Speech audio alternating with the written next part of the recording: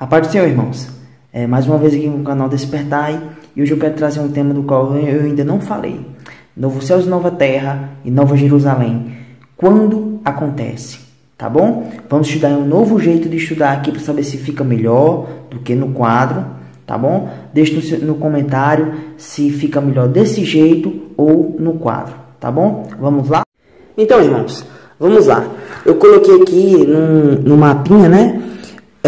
A citação de Apocalipse 21, verso 1 e 2, sobre o novo céu e a nova terra, tá bom? Vamos ler.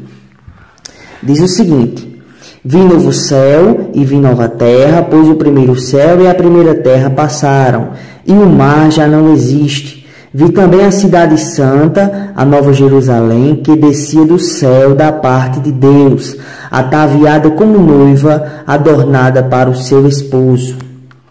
Então aqui nós vemos que no Apocalipse 21, João ele vê a novo céu e nova terra e também a nova Jerusalém, né?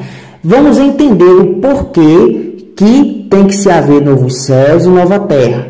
Eu coloquei 3 pontos aqui, mas eu acho interessante só colocar, só vou falar na verdade do 6º selo e sobre a citação de Pedro, tá bom? Vamos lá para o 6º selo em Apocalipse 6, do verso 12 ao 14, e diz assim: vi quando o Cordeiro abriu o 6º selo, e sobreveio grande terremoto. O sol se tornou negro como sacro de crina, e a lua toda como sangue. As estrelas do céu caíram pela terra, como figueira quando abalada por vento forte deixa cair os seus figos verdes. Perceba, e o céu recolheu-se como um pergaminho quando se enrola. Ou seja, um dos porquês que tem que haver novos céus e nova terra, porque os céus são removidos na vinda de Cristo, tá bom? Vamos ler agora a citação do apóstolo Pedro na sua 2ª carta, tá bom? Eu coloquei aqui do verso 10, mas eu quero ler com vocês mais ou menos aqui, verso 7. Vamos lá. Ora, os céus que agora existem e a terra, pela mesma palavra, têm sido entesourados para fogo. Pode-se também aplicar a palavra guardados, estando reservados para o dia do juízo e da destruição dos homens ímpios. Há todavia uma coisa, amados, que não deveis esquecer, que para o Senhor um dia é como 1000 anos e 1000 anos como um dia. Não retarda o Senhor a sua promessa, como alguns a julgam demorada. Pelo contrário, ele é longânimo para convosco, não querendo que nenhum pereça, senão que todos cheguem ao arrependimento. Vamos agora, esse verso. Virá, porém, como ladrão o dia do Senhor, no qual os céus passarão com estrepitoso estrondo, e os elementos se desfarão abrasados. Também a terra e as obras que nela existem serão atingidas. Ou seja, o porquê dos novos céus e nova terra é porque na vinda de Cristo tudo será abrasado pela vinda dele por fogo, os céus e a terra. E ele explicou isso. Mas de onde é que o apóstolo tirou isso, né? Se ele está citando, ele tem que tirar de alguma coisa. Então vamos ler aqui Isaías 65 completo, que é de onde Pedro tira novos céus e nova terra após a vinda de Cristo. Vamos lá? Vamos ler todo, irmãos. Tenham paciência que vocês vão ver. E diz o seguinte: fui buscado pelos que não perguntavam por mim, fui achado por aqueles que não me buscavam. A um povo que não se chamava pelo meu nome, eu disse: eis-me aqui, eis-me aqui. Isso aqui, irmãos, é o próprio Deus falando a diferença do Israel na carne para o Israel de Deus, tá bom? Eu estendi as mãos todo dia a um povo rebelde que anda por caminho que não é bom, seguindo seus próprios pensamentos. Povo que de contínuo me irrita abertamente, sacrificando em jardins e queimando incenso sobre altares de tijolos. Percebam que aqui ele está falando sobre o Israel na carne, que mora entre as sepulturas e passa as noites em lugares misteriosos, come carne de porco e tem no seu prato ensopado de carne abominável. Povo que diz: fica onde estás, não chegue a mim, porque eu sou mais santo que tu. És no meu nariz como fumaça de fogo que arde todo dia. Deus se ira todo dia com esses hipócritas. Israel na carne, irmãos. Verso 6. Eis que está escrito diante de mim, e não me calarei, mas eu pagarei, vingar-me-ei totalmente. Vingar-me-ei, aqui está, Deus está citando Isaías 61 e o finalzinho de Isaías 60, o dia da vingança e o dia que ele é revestido para tomar vingança contra seus inimigos, tá ok? Só vocês olharem lá nas referências. Das vossas iniquidades e juntamente das iniquidades dos vossos pais, diz o Senhor, os quais queimaram incenso nos montes e me afrontaram nos outeiros, pelo que eu vos medirei totalmente a paga devida às suas obras antigas. Ou seja, Deus está falando contra um povo que irá tomar vingança contra ele por todas as iniquidades. Verso 8.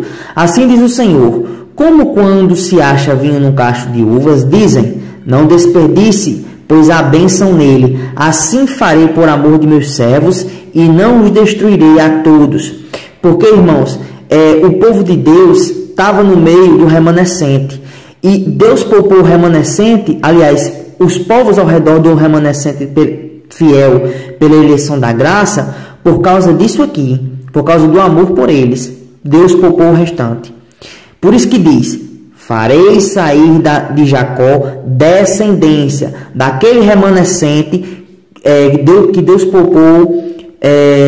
Na verdade, vamos lá, Deus poupa os povos ao redor do remanescente, o Israel na carne, naquele contexto, por causa da vinda de Cristo e por causa da descendência do Israel de Deus que viria por meio de Cristo. Por isso que diz, farei sair de Jacó descendência e de Judá, falando de Cristo, um herdeiro que possua os meus montes, e os meus eleitos herdarão a terra, e os meus servos habitarão nela. Percebem que aqui já fala do milênio, vinda de Cristo após a vingança? Saron servirá de campo de pasto de ovelhas, e o vale de Acor de lugar de repouso de gado para o meu povo que me busca. Saron fica no sul do Carmelo, e Acor fica também ali no território entre Jerusalém e Jericó, ou seja, os dois lugares onde serão repouso e lugar de agrado estão aonde? Em Canaã. Mas a vós outros, os que vos apartais do Senhor, os que vos esqueceis do meu santo monte, os que preparais mesa para Deus a fortuna e misturais vinhos para o Deus destino. Veja que Deus está fazendo uma distinção entre Cristo e o povo dele, a igreja, e o Israel carnal e os incrédulos. Veja, também vos destinarei a espada, e todos os encurvareis a matança, porquanto chamei e não responderam, falei e não atenderam, mas fizeste o que é mal perante mim e escolheste aquilo em que eu não tinha prazer. Percebem que um povo rejeitou a Deus e outro não? Verso 13. Pelo que assim diz o Senhor Deus, eis que os meus servos, igreja, comerão, mas vós padecereis fome, e os meus servos beberão, igreja, mas vós tereis sede. Os meus servos se alegrarão, mas vós sereis envergonhados. Os meus servos cantarão por terem o coração alegre, mas vós gritareis pela tristeza do vosso coração e uivareis pela angústia de espírito. Percebe, irmãos, que aqui está fazendo uma distinção entre dois povos. Verso 15. Deixareis o vosso nome aos meus eleitos por maldição, e o Senhor Deus os matará, e a seus servos chamará por outro nome. Aqui nós vemos a igreja recebendo de fato o nome de Israel, de Deus, e aqui vemos também o novo nome, promessa de Cristo. Verso 16. De sorte que aquele que se abençoar na terra, pelo Deus da verdade é que se abençoará, e aquele que jurar na terra, pelo Deus da verdade é que jurará. Porque já estão esquecidas as angústias passadas, e estão escondidas dos meus olhos. Deus começa a falar, irmãos, das lágrimas que serão enxutas. Isso acontece em Apocalipse 21. Agora, olha só o que acontece. Perceba. Pois eis que eu crio novos céus e nova terra, e não haverá lembrança das coisas passadas. Jamais haverá memória delas. Percebe que Deus está citando o próprio verso de Apocalipse 21, onde toda lembrança das coisas passadas estão acabadas. Isso acontece na vinda de Cristo, na Nova Jerusalém, nos novos céus e nova terra. E a palavra, irmãos, crio aqui, quero que vocês vejam, que ela, criar, formar, moldar, mas, parece que eu não estou conseguindo achar aqui. Essa palavra vem de uma raiz onde significa renovar. Os novos céus e nova terra serão renovados. Então vamos lá. E não, verso 18. Mas vós, a igreja, folgareis e exultarei perpetuamente, eternamente, no que eu crio. Porque eis que eu crio para Jerusalém. Irmãos, a palavra nova não aparece. Mas a Jerusalém está aparecendo no mesmo contexto de novos céus e nova terra e herança. Vamos continuar. Porque eis que crio para Jerusalém alegria e para o seu povo regozijo. E exultarei por causa de Jerusalém e me alegrarei no meu povo. E nunca mais se ouvirá nela nem voz de choro, nem de clamor. Não haverá mais ela criança para viver poucos dias, nem velho que não se cumpra os seus dias. Porque morrer aos 100 anos é morrer ainda jovem, e pecar só aos 100 anos será amaldiçoado. Eles edificarão casas e nelas habitarão, plantarão vinhas e comerão seu fruto. Não edificarão para que outros habitem, não plantarão para que outros comam, porque a longevidade do meu povo será como a árvore. A Septuaginta, irmãos, traduz como árvore da vida. E os meus eleitos desfrutarão de todas as obras das minhas próprias mãos. E aqui eu queria que vocês atentassem no verso 25. O lobo e o cordeiro pastarão juntos. O leão comerá palha como um boi. Pó será a comida da serpente. E não se fará não se fará mal nem dano algum em todo o meu santo monte. Ou seja, esta é uma aplicação também de Isaías 11, onde Cristo reina. E aqui nós sabemos que Nova Jerusalém, novos céus e nova terra são instituídos no reino milenar de Cristo. Então, irmãos, a Nova Jerusalém e os novos céus e nova terra estão interligados, né? Então, para que entendamos essa questão da Nova Jerusalém e saber se ela é literal ou espiritual, a gente tem que ler os profetas e algumas coisas que são ditas ao longo da Bíblia, tá bom? Vamos começar lendo aqui Apocalipse 21, verso 1 e verso 2, tá bom? Coloquei agora sim o celular assim, irmãos, para ficar melhor, tá ok? Vamos lá. E vi um novo céu e nova terra, pois o primeiro céu e a primeira terra passaram, e o mar já não existe. Vi também a cidade santa, a nova Jerusalém, que descia do céu da parte de Deus, ataviada como noiva adornada para o seu esposo. Olhem bem, a nova Jerusalém estava ataviada como noiva e adornada para o seu esposo. Nós sabemos que a esposa do Cordeiro é a igreja. Mas por que a Nova Jerusalém é chamada de noiva? A gente vai entender agora. Porque muitos irmãos interpretam a Nova Jerusalém como a noiva, a igreja, descendo dos ares. E não é, irmãos. A cidade, ela realmente tem algo muito mais profundo. Então vamos lá. Eu coloquei aqui 2 pontos. Seria a Nova Jerusalém espiritual ou literal? Primeiro, como ela é chamada de noiva, eu quero ir para os irmãos para essa parte aqui, né? Nós vamos ler todos esses textos para entender toda essa questão. Vamos lá primeiro para João, Evangelho segundo João, capítulo 2, verso 18 e até 21. Vamos lá? Diz o seguinte: perguntaram-lhe, pois, os judeus: que sinal nos mostra para... Desculpa, irmãos, é o gatinho. Para fazeres estas coisas. Jesus lhes respondeu: destruí este santuário e em 3 dias o reconstruirei. Replicaram os judeus: em 46 anos foi edificado este santuário e tu em 3 dias o levantarás? Ele, porém, se referia ao santuário do seu corpo. Então vocês podem perceber, irmãos, que aqui Jesus estava falando de um santuário, templo, como o corpo dele. Então percebam que o templo era um local de adoração, não é isso? E quando ele disse que destruiu um templo, ele está falando do corpo dele, que nós sabemos que o corpo de Cristo é a igreja, a noiva do Cordeiro, não é isso? Então agora vamos lá para João 14, vamos ler esses versos aqui, 2, 3, 15 até 17, 20 e 22, 22 e 23, vamos lá? Não se turbe o vosso coração, crede em Deus, crede também em mim. Na casa de meu pai há muitas moradas. Se não fora, eu vos teria dito, pois vou preparar-vos lugar, e não preparar-vos um lugar, preparar-vos lugar. E quando eu for e vos preparar lugar, voltarei e vos receberei para mim mesmo, para que onde eu estou, estejais vós também. Agora vamos pular aqui para o verso 15, tá bom?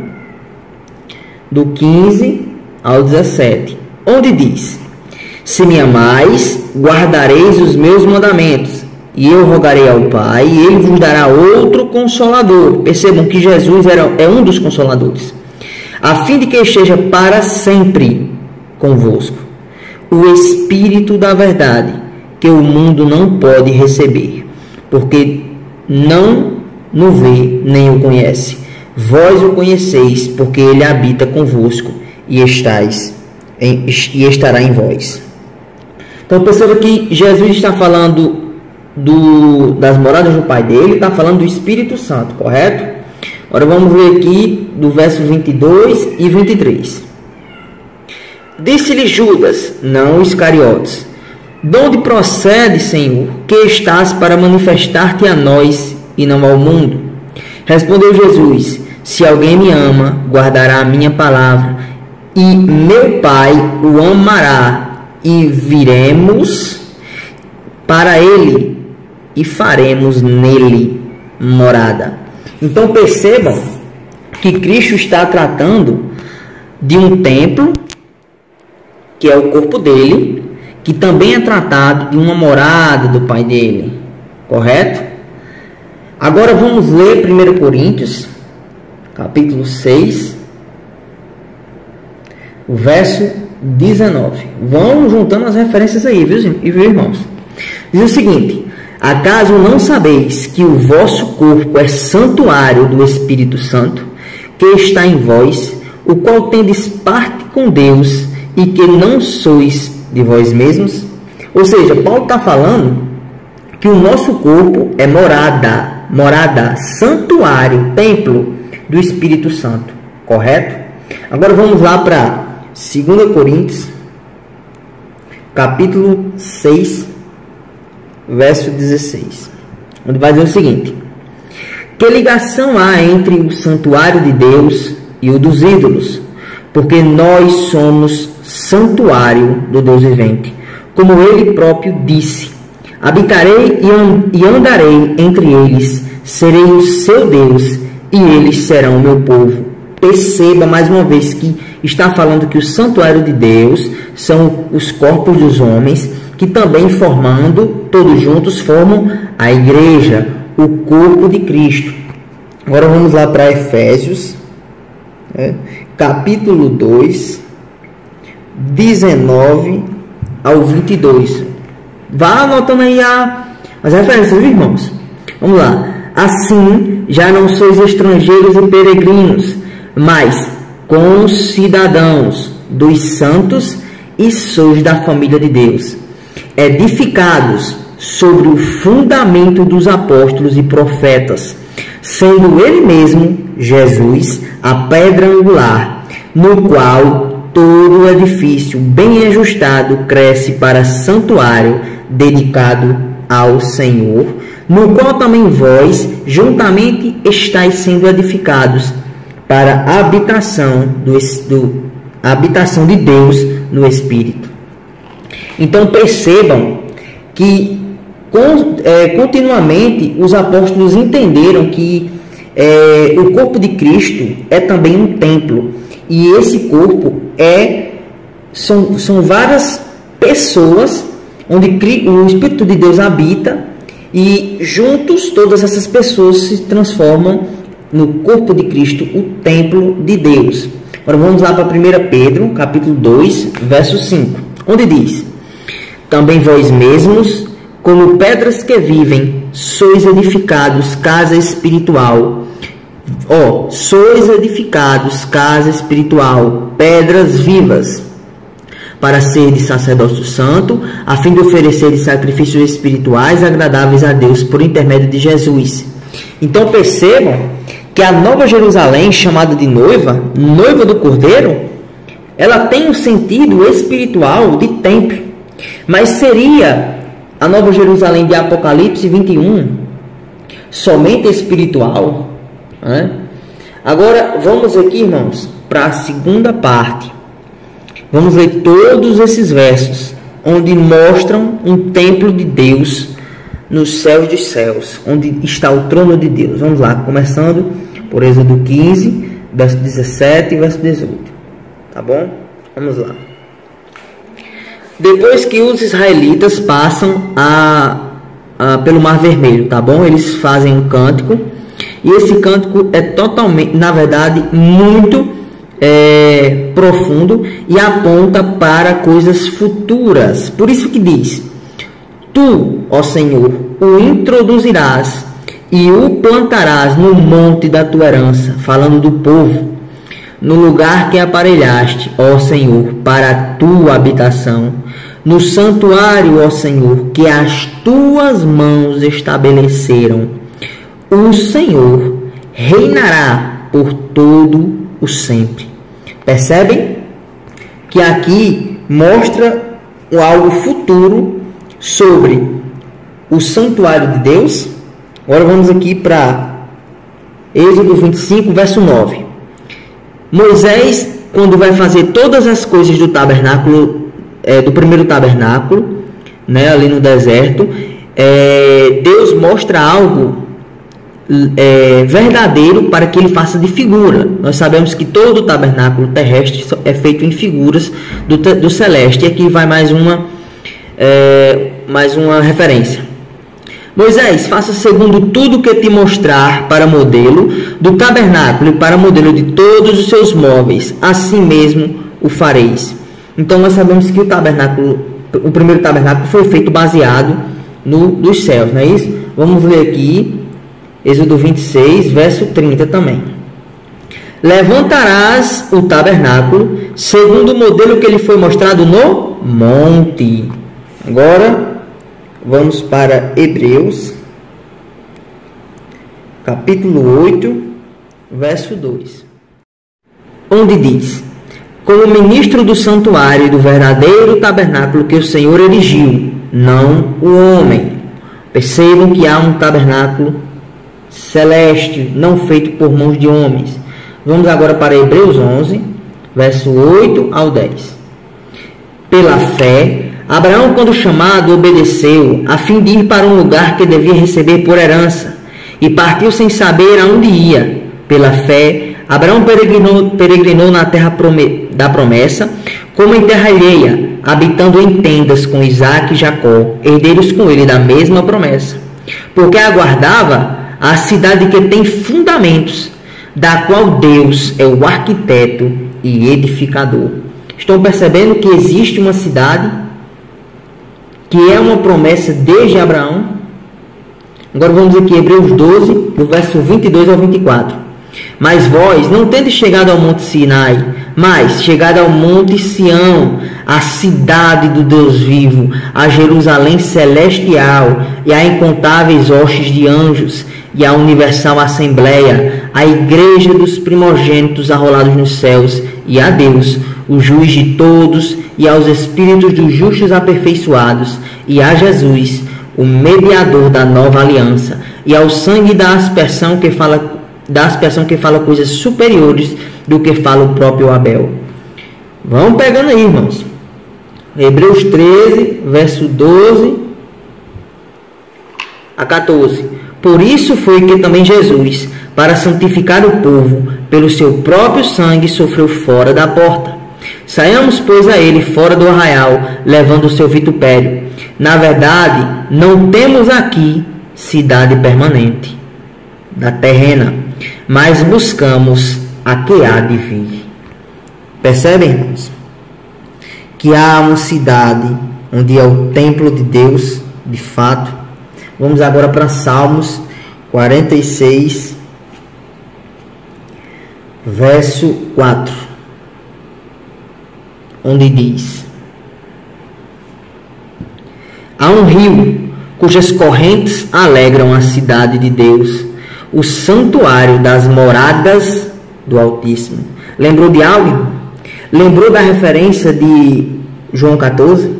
Lembrou das coisas faladas no capítulo 22 de Apocalipse, verso 1 e 2? Lembrou das coisas faladas do templo de Ezequiel? Um rio cujas águas alegram a cidade de Deus, o santuário das moradas do Altíssimo. Percebem que há, de fato, um templo literal? Vamos aqui, irmãos. Salmo 76, verso 2, onde diz: em Salém está o seu tabernáculo, e em Sião a sua morada. Qual é a cidade de Salém, irmãos?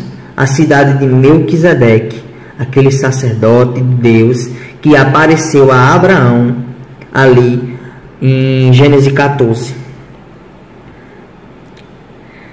Para o último verso, irmãos, vamos aqui para Gálatas, carta aos Gálatas, capítulo 4, verso 25 e 26, para finalizar esse pensamento. E diz o seguinte: ora, Paulo está fazendo uma distinção entre Agar, que é a primeira aliança, e tem uma cidade terrena, e Sara, a nova aliança, e uma cidade celestial. Veja, ora, Agar é o Monte Sinai, na Arábia, e corresponde a Jerusalém atual, terrena, que está em escravidão com seus filhos, mas a Jerusalém do alto é livre, a qual é nossa mãe.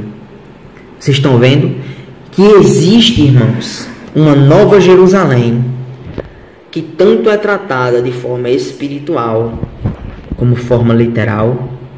Mas seria, irmãos, essa nova Jerusalém, seria essa cidade um mistério para nós? Eu creio que não, né? Se alguns irmãos interpretam ela de forma totalmente espiritual, eu creio que seja um erro. Porque está mais do que provado nas Escrituras que existe uma cidade celeste da qual vai descer. Então, por que a igreja... Aliás, vamos aqui para o ponto 4. Seria essa nova Jerusalém a igreja ou uma cidade? Né? Então aqui, irmãos, é a finalidade do mistério. A igreja, ela é feita à semelhança da Jerusalém celeste. Da mesma forma que nós somos feitos filhos de Deus à semelhança do verdadeiro Filho, isto é, Jesus, o Verbo, a igreja, ela é feita à semelhança da Nova Jerusalém, a cidade literal que desce de Deus dos céus, o templo de Deus. Nós vamos ver que todas as vezes que Deus fala para o povo, para a igreja, ele trata de coisas como se falasse de uma cidade. E isso tudo realmente é para provar onde está os nossos olhos, onde é que está a nossa leitura, o nosso aprendizado, a nossa sede. Porque, irmãos, realmente não é fácil. Não é fácil você entender esse assunto. Mas nós vamos ver, eu creio que no próximo vídeo, o porquê da igreja ser chamada de fato, aliás, da Nova Jerusalém ser chamada de esposa, noiva, tá bom? Então eu vou mostrar alguns versos a vocês aqui, do capítulo 54 de Isaías, que creio que muitos irmãos já estão habituados com esse capítulo, tá bom? Onde vai falar sobre a nova aliança que a gente acabou de ler, que Paulo falou na carta aos Gálatas, tá bom? Então a gente vai começar a fazer uns paralelos, tá certo? Vamos lá. Isaías 54, do verso 1 ao 5. Vejam bem. Canta alegremente, ó estéreo, que não deste a luz, exulta com alegre canto e exclama: tu que não tivestes dores de parto, porque mais são os filhos da mulher solitária do que os filhos da casada, diz o Senhor. Aqui Paulo entendeu que estava falando da nova aliança, baseada na cidade verdadeira, Jerusalém do Alto. E essa cidade gera filhos. Verso 2: alarga o espaço da tua tenda, estenda-se o todo da tua habitação, e não impeças. Alongas as tuas cordas e firma bem as tuas estacas. Porque transbordará para a direita e para a esquerda, a tua posteridade possuirá as nações, e fará que se povoem as cidades assoladas. Não temas, porque não serás envergonhada. Não te envergonhes, porque não sofrerás humilhação. Pois te esquecerás da vergonha da tua mocidade, e não mais te lembrarás do opróbrio da tua viuvez. Vamos ler aqui o verso 5. Porque o teu Criador é o teu marido, e o Senhor dos Exércitos é o seu nome. O Santo de Israel é o teu Redentor. Ele é chamado o Deus de toda a terra. Percebam, irmãos, que do verso 1 ao 4 está falando da Nova Jerusalém. Paulo aplica isso, a cidade celeste. Mas também está falando de uma mulher, que a gente sabe que a figura dela é Sara, né? Nós sabemos também que no verso 5, essa nova aliança tem um marido, que é quem? Cristo. Por isso que em Apocalipse 21, no verso 2, ela é chamada de noiva, porque Cristo é o marido da Nova Jerusalém. Nós vamos saber por quê. E também Cristo é o marido da noiva. E como a noiva é feita à semelhança da cidade verdadeira, né? E Deus olha para ela já olhando para o futuro, já glorificado. Deus nos olha já assim, pelo futuro, chamando as coisas que não são como se já fossem, né? Então, aqui Deus começa a tratar da nova aliança como um povo, mas também como esposa, como cidade, não é isso? Esposa como cidade e como um povo. Vamos ver o verso 6 ao 8. Diz o seguinte: porque o Senhor te chamou como a mulher, vejam, noiva, desamparada e de espírito abatido, como a mulher da mocidade que fora repudiada, diz o teu Deus. Por breve momento te deixei, mas com grandes misericórdias torno a acolher-te. No ímpeto de indignação escondi de ti a minha face por um momento, mas com misericórdia eterna me compadecerei de ti, diz o teu Redentor. Vamos ler o verso 9 e o verso 10. Olha que interessante, irmãos. Porque isto é para mim como as águas de Noé, pois jurei que as águas de Noé não mais inundariam a terra, e assim jurei que não mais me iraria contigo, nem te repreenderia. Porque os montes se retirarão, os outeiros serão removidos, mas a minha misericórdia não se apartará de ti, e a aliança da minha paz não será removida, diz o Senhor que se compadece de ti. Aqui é um capítulo muito profundo, mas eu não quero que vocês se atentem a essas coisas esses pontos desconexos. Eu quero que vocês vejam que aqui está falando de uma cidade, aqui está falando de uma mulher, e aqui está falando da esposa do cordeiro, tá bom? Nós vamos ver que fala da cidade aqui. Nós vamos fazer esses paralelos do verso 11 ao 14 com os versos 19 e 21 de Apocalipse, tá bom? Então vamos lá. Ó, coloquei aqui para vocês verem. Ó tu aflita, arrojada com a tormenta e desconsolada, eis que eu assentarei as tuas pedras com argamassa colorida e te fundarei sobre safiras. Farei os teus baluartes de rubis, as tuas portas de carbúnculo e toda a tua muralha de pedras preciosas. Todos os teus filhos serão ensinados do Senhor, e será grande a paz dos teus filhos. Serás estabelecida em justiça, reino milenar, longe da opressão, porque já não temerás, e também do espanto, porque não chegará a ti. Já não temerás por causa do espanto, não, porque o espanto não chegará a ti. Correto? Então quero que vocês entendam uma coisa. No verso 11, está falando de pedras. Lembra que Pedro falou que nós somos pedras vivas, edificados sobre Cristo e o fundamento dos apóstolos e dos profetas? Percebem? Essas pedras não são somente espirituais, porque o muro da Nova Jerusalém tem 144 côvados, que aponta para os 144 mil comprados com o sangue de Cristo, tá bom? Veja também que fala de pedras preciosas mais uma vez e de justiça, reino milenar. Agora vamos ler o verso 19 e até o verso 21 de Apocalipse 21. Olha só. Os fundamentos da muralha da cidade são adornados de toda espécie de pedras preciosas. O primeiro fundamento é de jaspe, o segundo de safiro, o terceiro de... Enfim, vai falar sobre as pedras, né? Vamos aqui no verso 21. As 12 portas são 12 pérolas, e cada uma dessas portas de uma só pérola. A praça da cidade é de ouro, como vidro transbordante. Estão vendo que é basicamente a mesma coisa? Estão percebendo?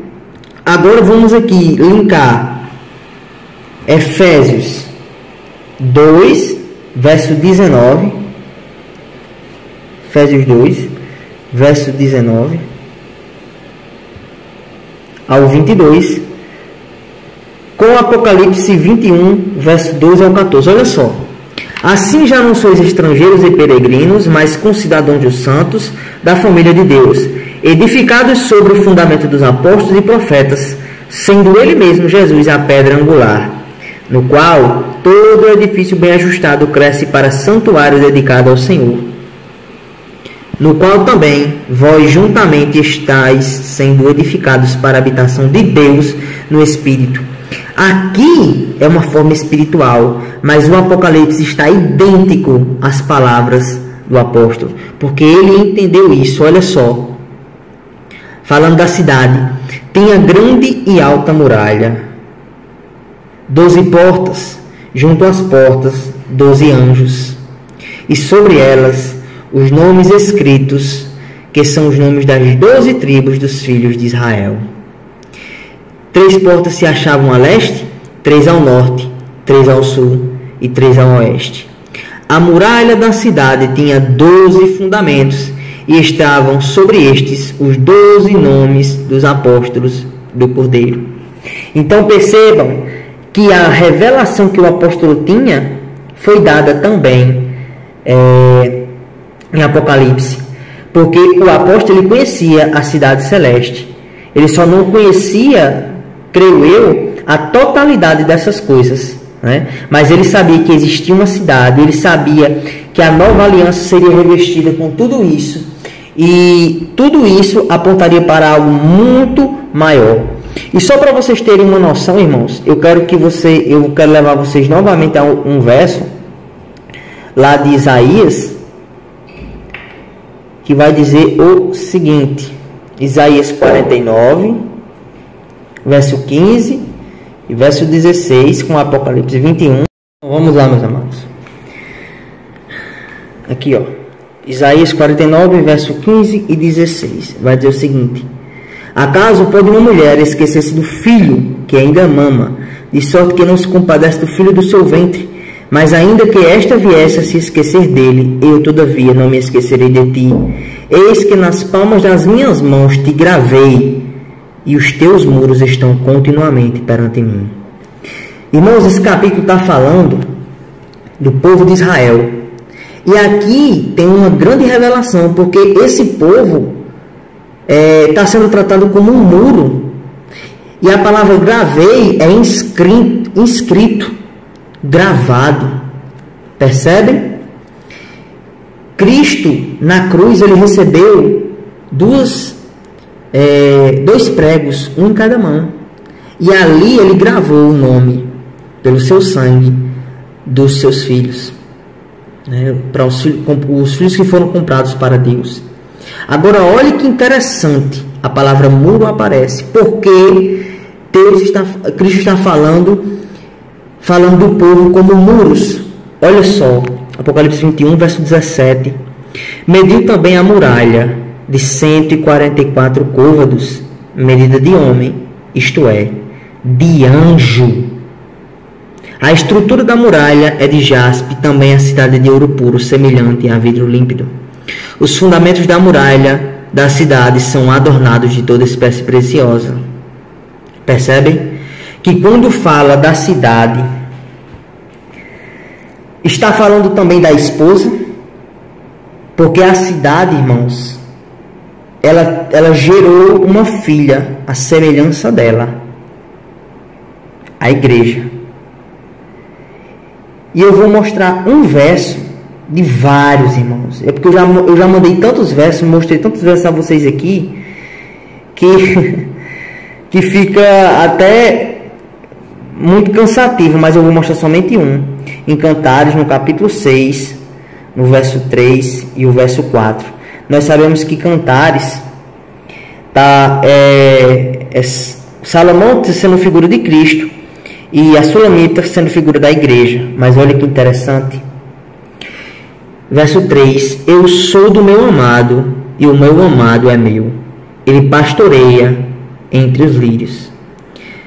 O esposo: Formosa és, querida minha, como Tisa, aprazível como Jerusalém, formidável como um exército com bandeiras. Percebe que a esposa, ela é a semelhança da Jerusalém, mas ela também é como um exército, irmãos. Povo feito imagem da cidade. Que tremendo, né, irmãos? A Nova Jerusalém, ela é literal, mas a igreja foi gerada à sua semelhança, tá bom? Se tiverem alguma dúvida, irmãos, se ficou alguma coisa mal esclarecida, coloquem nos comentários. Compartilhem esse vídeo, porque poucas pessoas ainda enxergam essa totalidade. E eu ainda não falei tudo, irmãos. Eu ainda não falei tudo sobre a Nova Jerusalém, tá bom? Então eu vou tentar falar o porquê do milênio, porquê que ela desce no milênio, sobre as nações, sobre todas essas coisas, tá bom? Fiquem na paz de Cristo, irmãos. Amém.